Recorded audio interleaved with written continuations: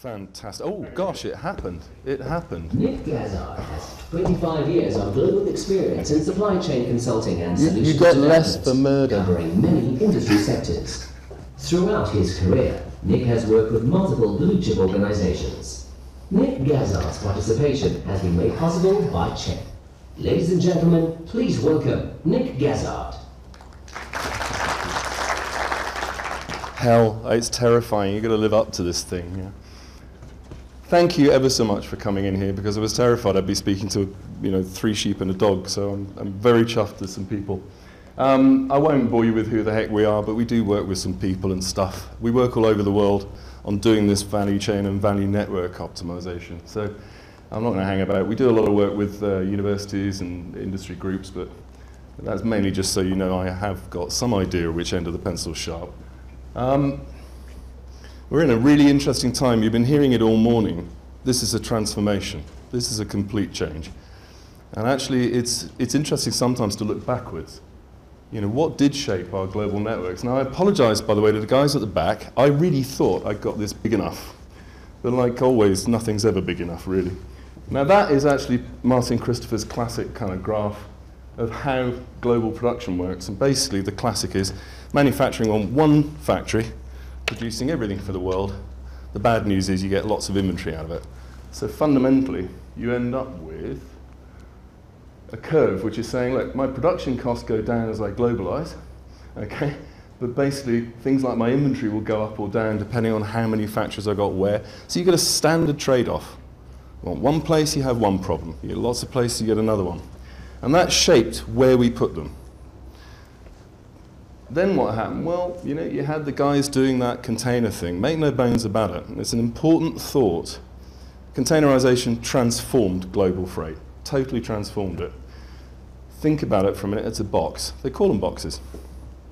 So creating a standard box transformed global trade, and it shifted and changed the world. Oh, and by the way, if you're wondering, that lovely graphic there is, in fact, all the ships and aircraft and truck movements in the world over a period of time. I thought it was rather pretty. And of course that drove growth in trade.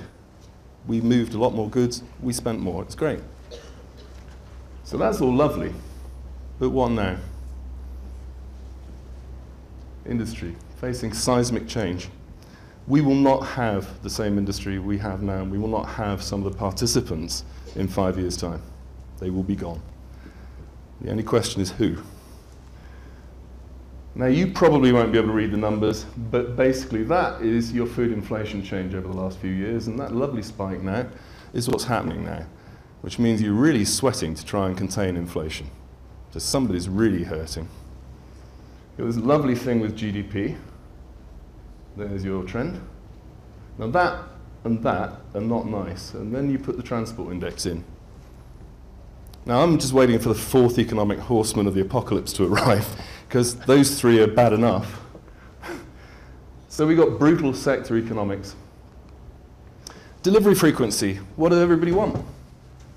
More, faster. So we want more, and the bad news is that's smaller drop sizes, and it's higher costs. And costs are already rising.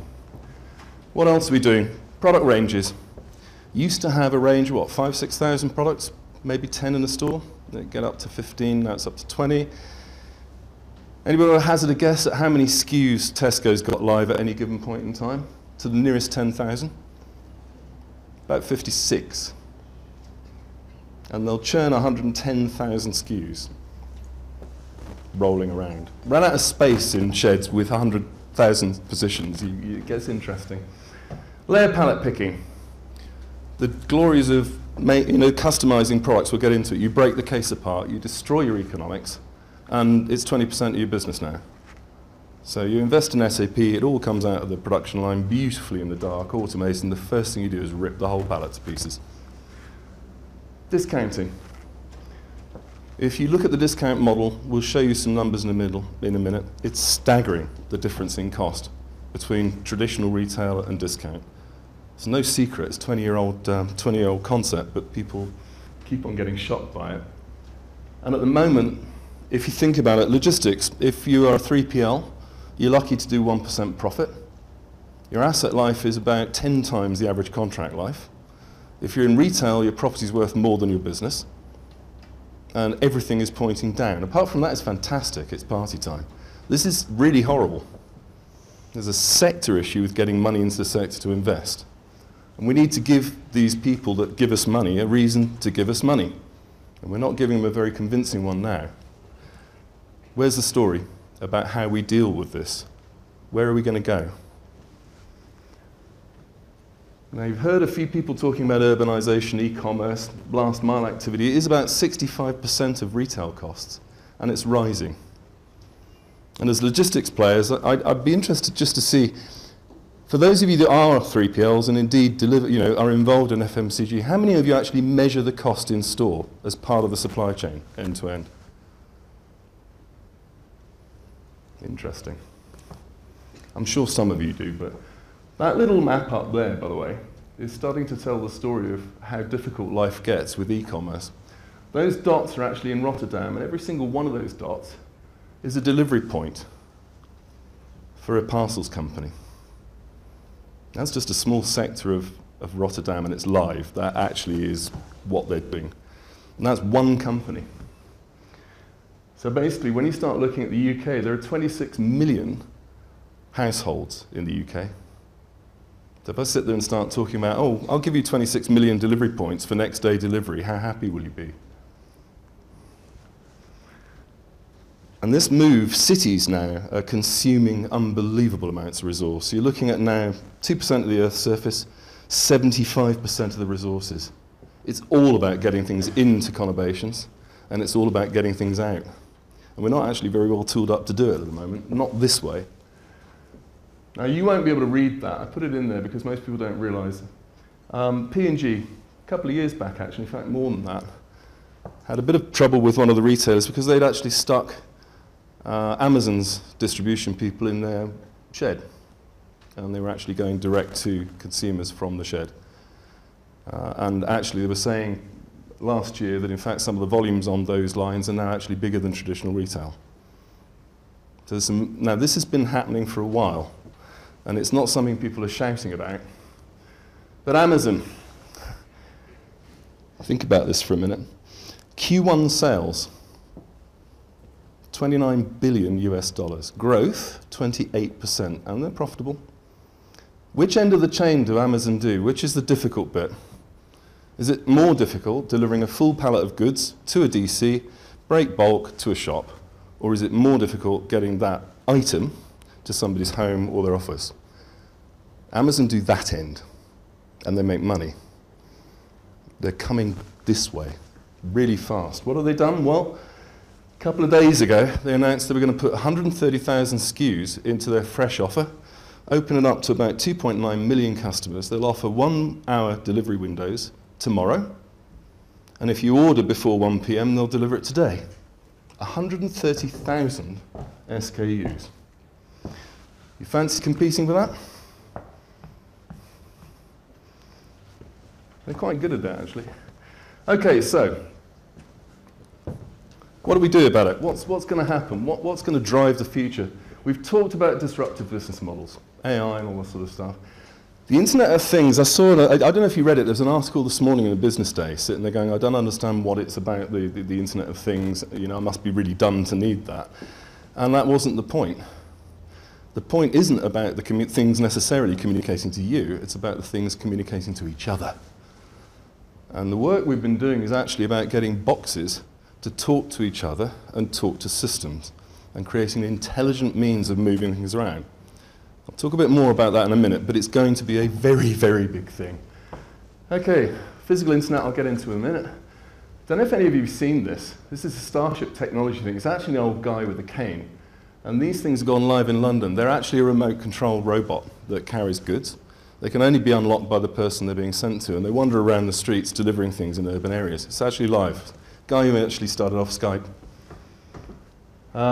What else? Oh, robot ship. That is a ship with no sailors. It's actually made by Rolls-Royce, the concept. And in case you were wondering, we've got a logistics partner we're working with who's got robot ferries bringing their trucks over from Holland to the UK. No pilots. break a few trucks actually. It's not foolproof, but you can see where they're going. Adaptive urban logistics, this is a good one. UPS, drive a truck into an urban area, drop it, then you do all your deliveries from it on a bicycle, and then you put it all back again and go. National Health Service, park a 38-ton truck, you do it like a mobile distribution centre and then it naffs off. These are, they're doing it live now. Modular manufacturing. Anybody want to guess? Does anybody know what that is? Just out of interest, anybody know? Anybody want to guess? It's actually a containerized production module. And there's a few people who've got them. And so basically, when you want something in somewhere in the world, you just basically effectively unbolt the container, pick it up, put it on a ship, take it off again, bolt it down again. And you'll say, oh, well, that's not that simple. Well, actually, it is.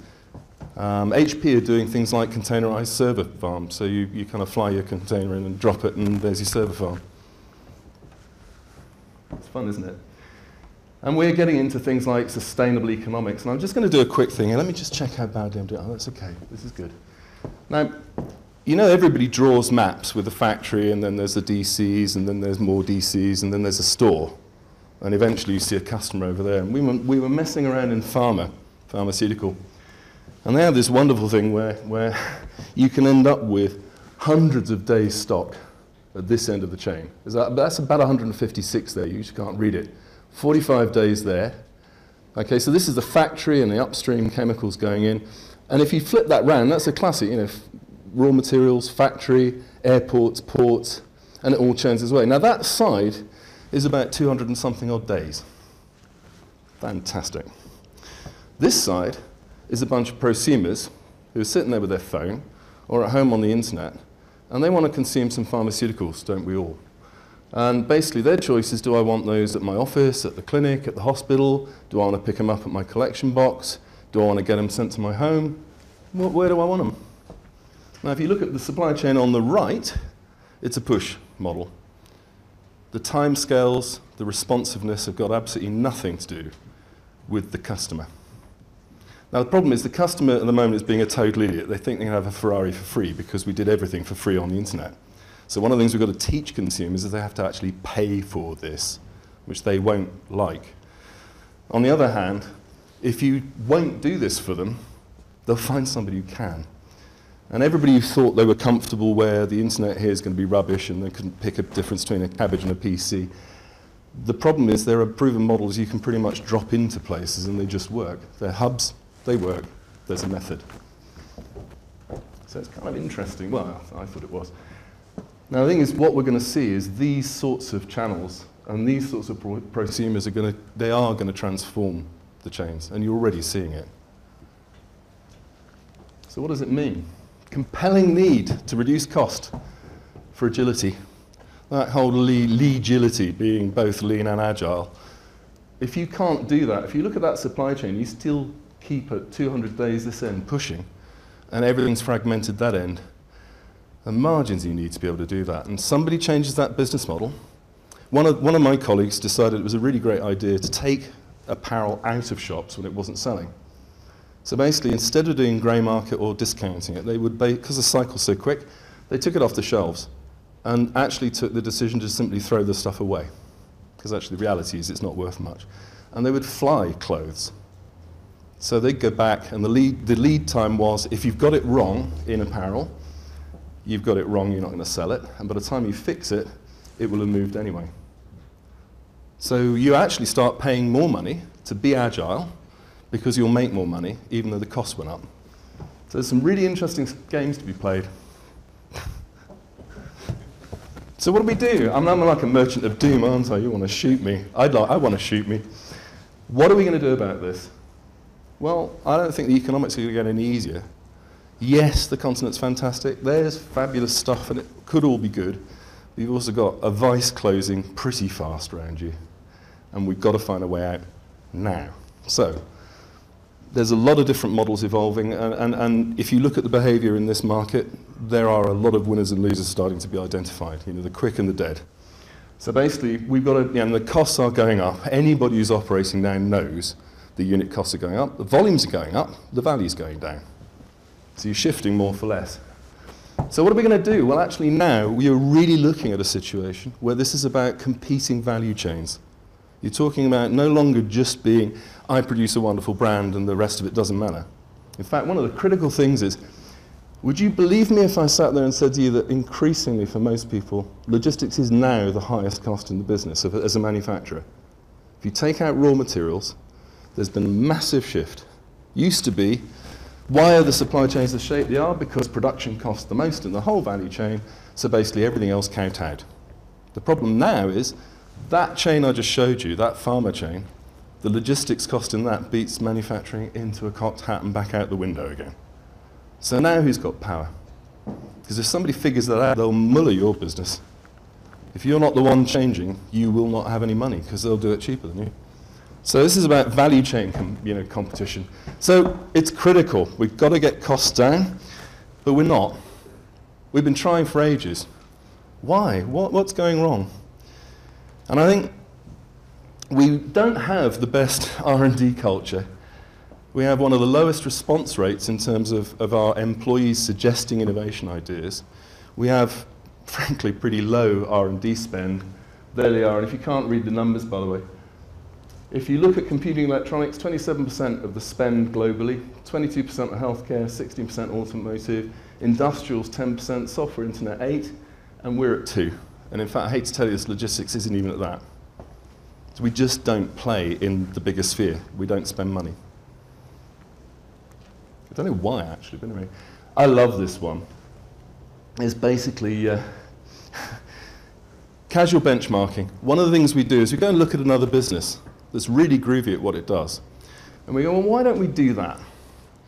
And the problem is you're not them, and you're probably not in the same circumstances. So trying to act like Apple when you're not Apple is a bit of a problem. So that happens a lot. Repeating what worked in the past without examining whether you're in the same situation, and we are not in the same situation. It's interesting listening to the conversation out there saying, well, SAP is old hat now because we want unstructured data. We're going to deliver it in a different way. It's exactly what I mean. The old rules going out the window with this. This is like the barbarians. You know the Roman Empire, you build this beautiful thing, it's structured, it's rational, has enormous power, you can move it in places, but it marches in straight lines. And the Goths and the Vandals come in and burn the place down, laughing. And they do it with sticks and bones, and you suddenly think, wow, that was clever. Some of these guys don't use particularly clever technology. So, the other one, following deeply held but unexamined ideologies. We always do it this way, we have done it this way, this is what we measure. You are, ergo, therefore wrong. But don't confuse me with the facts, I've made my mind up already.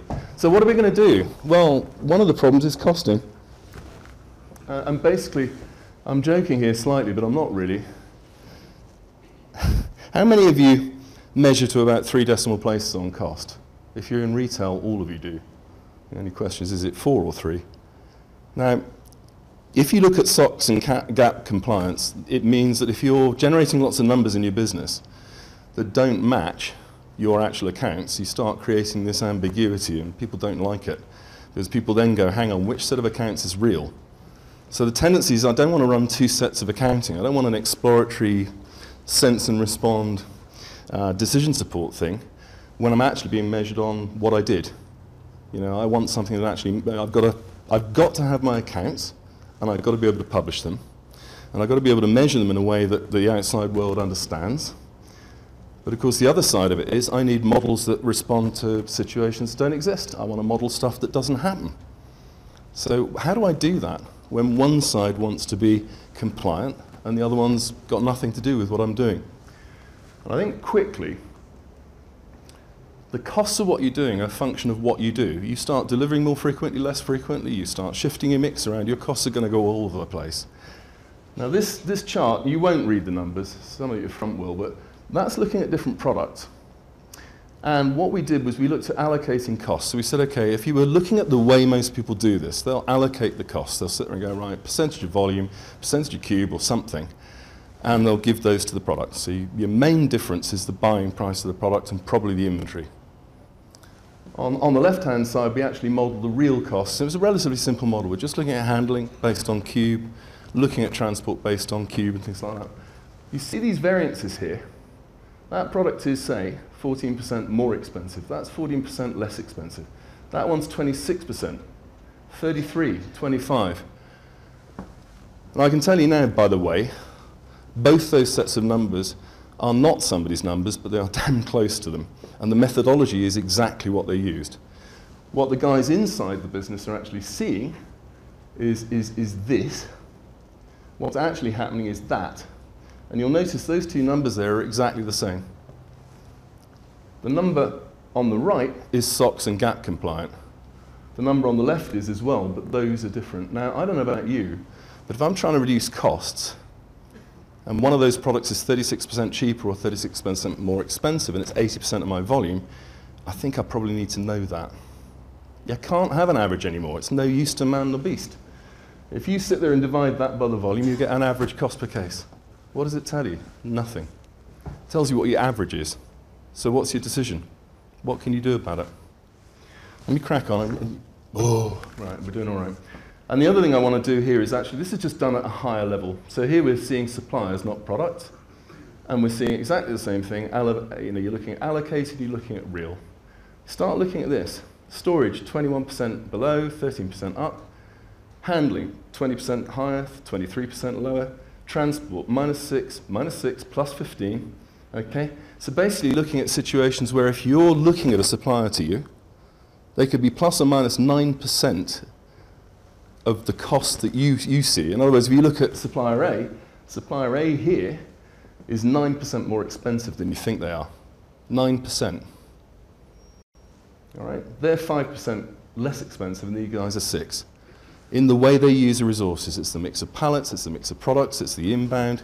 So what's happening here is if you don't know who's who in the zoo, and you buy the wrong products and promote them the wrong way, or you deal with upstream or downstream and you don't understand the differences, those variances are as big as some people's transport and logistics cost. So, yeah, and the point really is, that's where the opportunity lies. Which products, which suppliers, which customers, what drove it? The average is no use for that. Don't know if any of that makes sense, but effectively what's happening is most people's costing is concealing the information you actually need to make the change, roughly speaking. Big opportunities. This is where life gets a bit more exciting. Did any of you see or hear of a thing called starfish in the UK?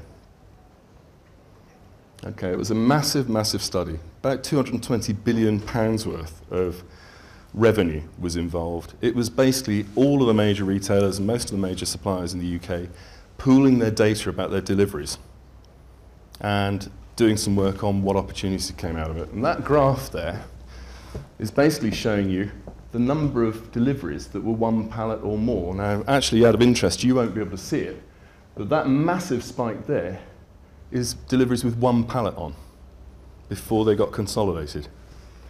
To get to your 22 or 25, you're right out here. So what you're seeing is basically the vast bulk of the loads going out in that system of 1 or 2 pallet loads. So there's a vast amount of consolidation going on in there. And I'm joking slightly with the truck I'm showing you there, but I mean, frankly, I see these every day. You come out of mainstream blue chip and you will be straight into that reality. Half full trucks and most of it's been broken.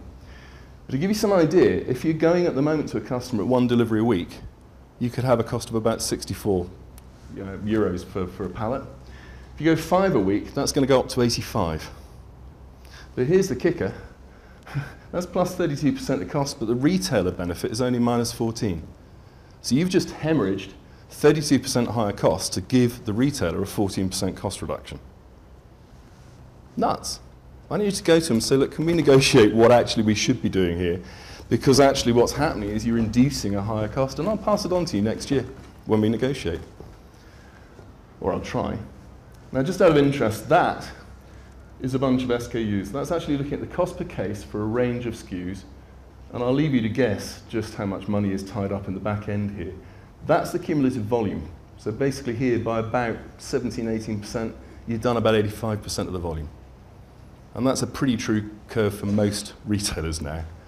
And if you look at it, one of the ways of starting to do things is, well, your normal distribution will be on some wonderful full pallet, all built nicely, And your cost for doing that, probably about 38 to 65 euros, end to end. Problem is, of course, when it starts getting slower, and you get into starting to do layer pallets, that's gone up to 114 euros.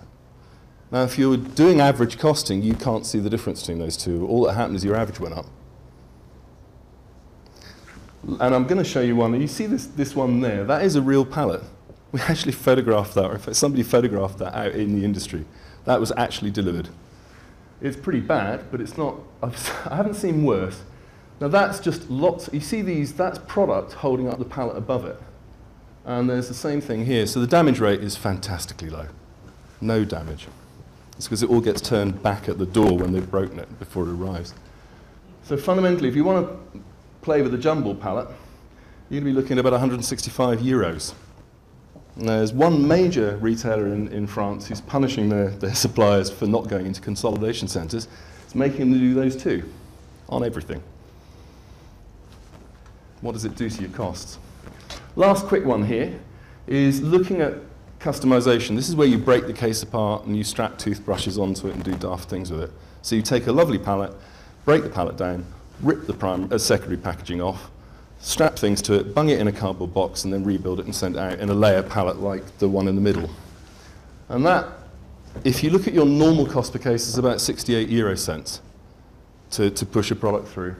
If you look at a customized one, it's €1.81.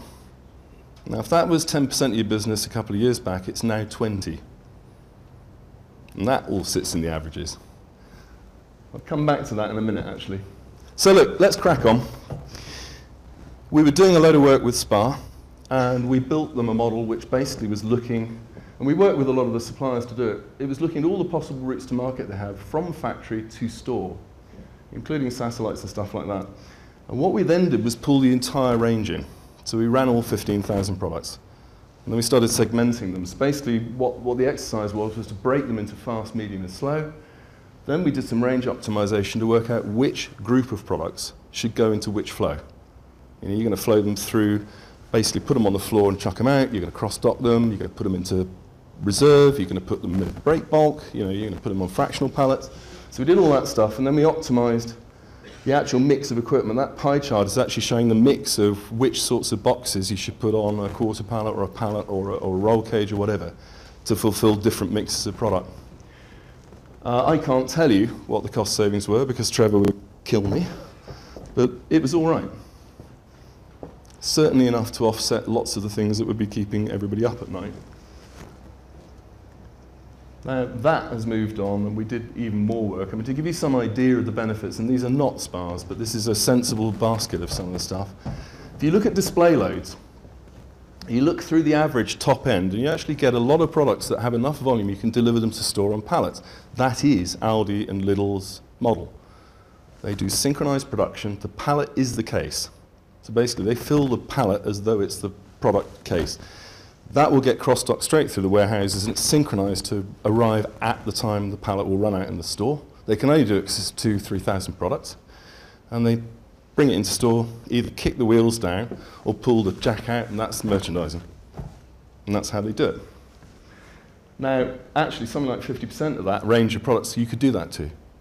And if you want to fight discounters, you actually need to, because if you don't, you can't compete with them. Now, you can save up to about 30% playing some of the tricks with things like fractionals.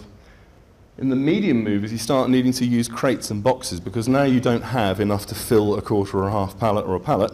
You now need to build, and the thing is, most people here will just build any product onto a pallet in the DC sequence and send it to the store. The store then has to reverse engineer all that, take it apart again. That costs about 40 to 50% more than getting a store-friendly load in.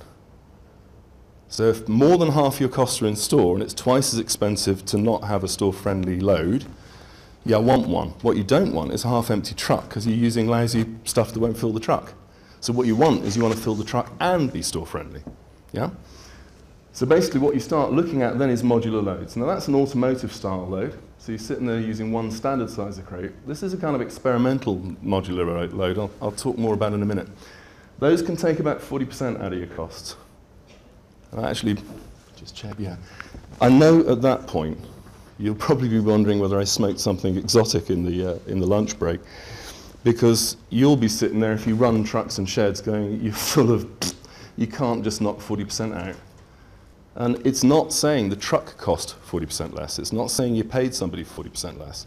You utilise the asset 40% better. You used 40% of the labour that costs you what it costs. This is absolutely not about grinding suppliers down. It's absolutely not about whipping people into a frenzy of productivity. This is actually saying get twice as much through the shed, get 20% more on the truck, use 20% less labour to do this. That's all this is about. There's no magic, but it's detail. So if we then move on to the slows, right, in fact, they're fantastically expensive. The case, they're sometimes triple or quadruple. Some of the average stock levels would blow your socks off. And here's the kicker. Doesn't matter how frequently you deliver to the store, you're not going to reduce the stock. Because the case is driving the stock level. Case of 24 sells 2 units a week. Do the math. So basically, you can't shift that tail out of the stores or out of your inventory without breaking bolt. Simple as that, you can't. As the growth is moving more and more into gas stations, convenience, smalls, and online, the problem you've got is that chokes up your store. You're running out of stock on stuff that sells. You've got mountains of stock that doesn't, and your major problem is not what it costs you, it's the sales it's costing you. It's choking the growth up. So you've got to find a way of getting it out. And actually one of the great ways of doing tail, strangely enough, is putting it online. So I mean, one of the things we've been talking and looking at is rip some of the tail out, or lots of it, get it online. And then get back into mainstream, because that you're talking probably about 15 to 20,000 SKUs on that curve. You tell me all of those are going to be bought. Let's crack on, right, okay.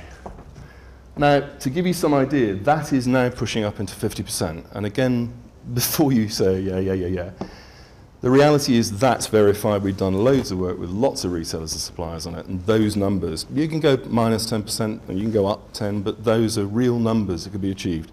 And not using space technology. This is all kit that's around.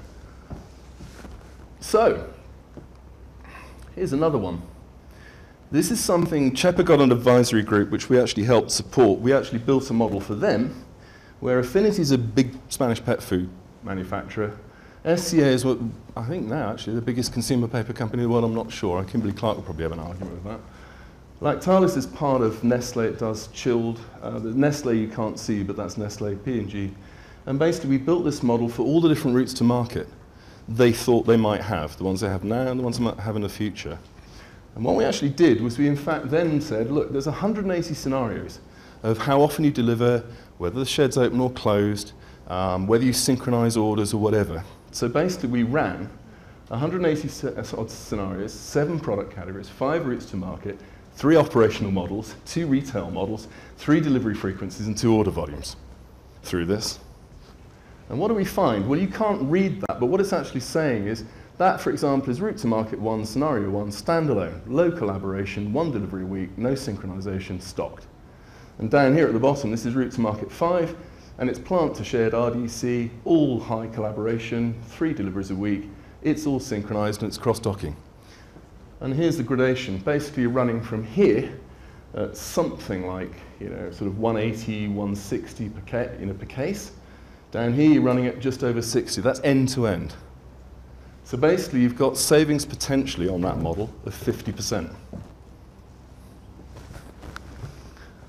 And by the way, actually, when they went live, I'm sorry, because actually what happened was Chet facilitated them actually getting together because, of course, they know where the volume is.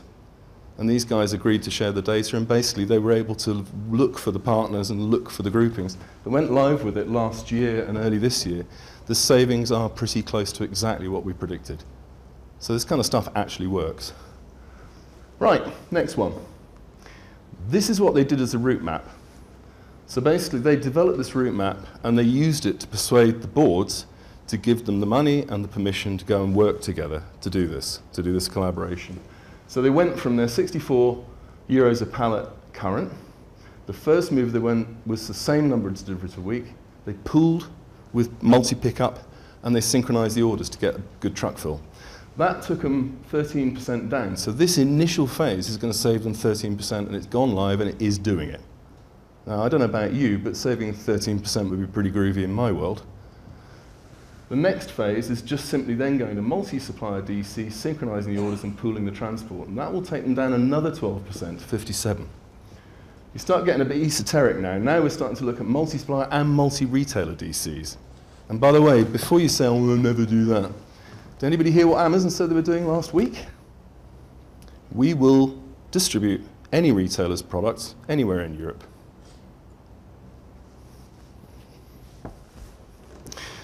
That gets you another 29%. You can see what's happening.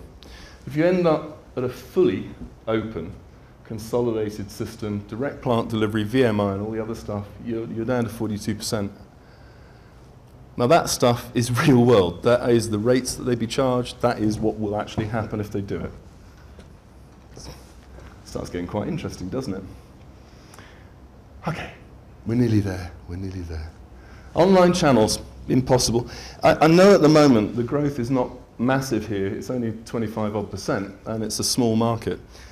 In the UK, I was talking to the logistics director of one of the top 5, and he turned around and he said, Nick, you know, online was really great when it started, great fun, really interesting. It's now eating the business alive. And the reason it's eating the business alive is because it's incredibly expensive. And it's very difficult to cost. Very few people actually understand what that costs because it's hidden in the averages. They do, for example, click and collect labor in store is done by people already paid for in the store. Only if you know how long it takes will you know what it costs because you employed somebody that's doing it. Now what we did was we built this model. It was done as part of the advisory group. We got some retailers and suppliers involved. We pushed 17 products through this model which basically can go through to, in fact, sorry, I've got ahead of myself. We've got all the factory, consolidating DCs, going to stores, so all the traditional. We had discount channels, but we also had the online hubs, so effectively your Amazons and the rest of it. We had collection boxes, home delivery, dark stores, which is where they pick out at the back of a store, or they've got a warehouse that looks like a store. And basically, we pushed those 17 products through the 14 channels on about 2 or 3 different platforms. And actually what it took was we created 10,000 SKU activities by doing that. Those products going through those channels on all those different platforms. It effectively created 3.3 million calculated rates. I don't mean a rate table, I mean calculated. So what does that look like? It looks like this. The discount channel, €1.79 end-to-end per case. Click and collect in supermarkets, €9.83. And if you want to know why, right, just take 20 euros, figure out 4 minutes 2 times over, and you'll start seeing why it does that. But what is really interesting is those costs are to do with the sense and respond network. You remember that chart I had with the consumers, the prosumers, and it was saying sense and respond? That's what it costs you to sense and respond if you get your supply chain wrong. That is your old push model. So we know why we like the push model. But not only the consumer, but if you think about it, the retailers deliver more frequently, deliver more frequently. So 179 plays 983, and growth for the traditional retailers is coming at about 4 times the cost. Because it's either coming in convenience or it's coming online in Europe and America. Hideous. Apart from that's all right. Sorry, SA's growth is 25%, but on a very small base. But I remember when this started in Europe, we didn't believe it was going to happen. Tell people were saying this is rubbish, it's not going to happen. So how big is this prize really? We did a load of work, and I think Vic presented on Modulashka last year, I think it was, and we were part of the consortium, we did the measurements. And basically, it was looking at a network which was in fact from Germany to Poland. We were putting a real range of products through it. We had all the different routes to market in the model, and we could push it through boats, containers, whatever we wanted. And fundamentally, we ran an enormous study, 140 odd activities, 160,000 costs, you name it, we ran it. And what actually happened was we actually found the average cost for the current scenario is €1.39 a case. The average cost using modular loads, so building them with a mix of different sizes of boxes on pallet platforms, we won't even stick them together, could actually save you 60%. And you'll go again, you're smoking things. You can take the model apart at the seams, it will tell you exactly where that comes from. And if you go through the conversation about what you're cutting out and what you're not doing, it will make sense. It's not easy to do that, by the way, but it's possible. Now, are we ready for this wonderful modular feature? Because going to modular loads, if you think about sea containers as a modular load, it transformed the industry. These modular loads are effectively the next generation of transforming the industry. They'll do exactly the same job. They'll free up the ability to make small loads and orders, combine with bigger ones, to merge flows, to demerge flows. And if the boxes are intelligent, you can do things like put goods inside them, and the carrier only knows where they've got to go. They don't know who consigned, they don't know what's in there. You suddenly start opening up some really interesting things. But if you look at it, you're already trying to manage, cartons, pallets, roll cages, fractional loads, Now you're going to sit there and say, well, okay, that's all going off to all these DCs. You're also sending the pallets and the cartons in containers, and then you're having all that fun, unstuff. And that then goes into the system as well. Now, what I think is going to start really happening heavily is you're going to start seeing a lot more automation. That's Netto. Discounter, don't be fooled. This is not some bunch of idiots chucking boxes around. They've got some of the most advanced systems in the world. And everybody's starting to go into this. The old automation thing was actually a different argument to the one we're having now. And some of the guys can do things like you give them a unit load and they will actually take the whole load to pieces, reconfigure it, put it back together again, no human touched it. So, what about the deep sea routes? Well, get things like IQ-cubes. So that's a pallet where you've got effectively a rigid sleeve, hold up to about 500 odd kilos. And what you can do with those is you can start putting things like these crates and boxes inside those. It's all modular. Then you can build double height, you can stack entirely differently, and you don't have the whole physical unstuffing thing, you just pull them out. So there's some really interesting stuff happening. And I know it kind of starts sounding like this is complete, rubbish, but I just wanted to show you something. His last couple of slides. This guy Data is in Hawaii, and I kind of envy him, but he's sitting there going, look, everything should look ridiculous, so I probably look ridiculous by now, I hope. But the physical internet is the idea of dealing with these boxes of goods like a parcel or like a data packet. So what you do is you consign them to the network and let the network sort out where you route them. There are all sorts of problems with the business model, but the concept's really interesting. It works. The business model I don't think does yet, but we'll figure it out. And effectively, there's been a lot of work done by academics in France and in Canada and stuff. We're looking at about 22% of kilometers being taken out, 20% better load factor, 15% higher efficiency in handling, and I think we get better than that, 50% of CO2, up to 60% reduction in costs. So basically, that's what these modular things can look like. I mean, you don't have racks, you stick them on a wall. And one of the concepts is, of course, we actually stick them to each other. All right, so basically you don't bother with a pallet anymore. You click the boxes together and they form a load you move around with things like clamp trucks. And you'd think Chet would have kittens, but actually this saves so much money. So you start moving things around and you start doing some sortation as well. You're able to actually mix and commingle the boxes. That guy there is actually a live trial of the exoskeleton like Alien. You're sort of moving around and you can actually, because one of your problems is these boxes weigh like 60 kilos, so you can't lift them with a human. So they're doing trials now where they are working and they're lifting stuff and bouncing around. It's quite interesting. We got this. This was something we knocked up as part of Moduloshka. I built these in my garage with some mates. They actually have connectors. Those black things you can see are connectors. And they basically lock into each other. They can take about 100 kilos each. And that load there is totally modular. You just pick it up. They're all locked to each other. I'll show you a bit more in a moment. And I know it's 5 minutes. You're seeing now a lot of stuff where we're starting to use plastic crates and boxes to deliver to people, and they pick them up and then they put them back in again. You're seeing right end to end now with some of this. In fact, Waitrose have actually stuck these collection boxes into King's Cross and stuff like that. They're integrated. And DHL, this was actually last week, so I don't think many of you have seen it. That is actually a robot following a picker around. And in it, you can see there's some blue boxes and crates. There's a tow hitch there, so you can use it to pull other micro loads. And that follows this guy or woman around. They pick into it, and they can pick multiple loads at the same time. You can combine other pickers' loads, trail them off, and then assemble. And that's wandering around behind them independently. There's a warehouse full of them. They've just finished a pilot now. They actually announced that last week. So, I mean, look, why don't we do this? I've got about 3 minutes to explain this in. Let's dive in. So we actually did some live trials with a bunch called Jan de Rijk. Jan de Rijk are a very large and very good 3PL in Holland. A very big international business. They do air, they do all sorts of stuff. And what we did was we basically sat there and said, well, look, we've got to check whether this modularity and connections could work in the real world. You know, we can talk a good story, but will it work? And actually, we built the load. We actually built 4 different sizes of box. We built 4 of each, so it was 16. So you can make effectively a Euro pallet equivalent. Basically, what we did with it, we stuck it in the shed, and they actually assembled it. You can knock them down. See those boxes there? They're collapsed. And then you erect them, and you can combine them in all sorts of different ways. And we gave them some layer connectors and layer dollies. So that layer dolly is like a flat layer. You connect it, and you can push it around.